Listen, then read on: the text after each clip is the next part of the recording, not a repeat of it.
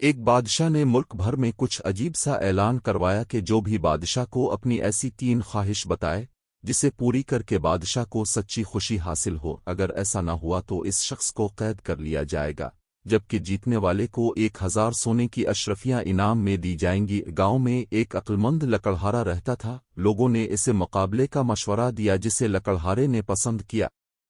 بے شمار لوگوں نے کوشش کی مگر ناکام رہے، ان سب کو بادشاہ نے قید خانے میں ڈال دیا۔ جب لکڑہارے کی باری آئی تو وہ آداب بجا لانے کے بعد بولا، حضور والا، میری پہلی خواہش یہ ہے کہ میں آپ کو اپنی تمام خواہش ایک ساتھ نہ بتاؤں بلکہ ایک ایک کر کے بتاؤں۔ بادشاہ نے قبول کر لیا۔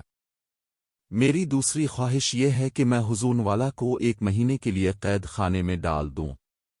یہ سنتے ہی بادشاہ آگ بگولا ہو گیا، لیکن چونکہ بادشاہ نے تمام درباریوں کے سامنے وعدہ کر چکا تھا، لہذا 2 سپاہیوں نے بادشاہ کو پکڑ کر قید خانے میں ڈال دیا۔ چونکہ اب بادشاہ دربار میں نہیں تھا، لہذا وزیر نے اس سے تیسری خواہش پوچھی۔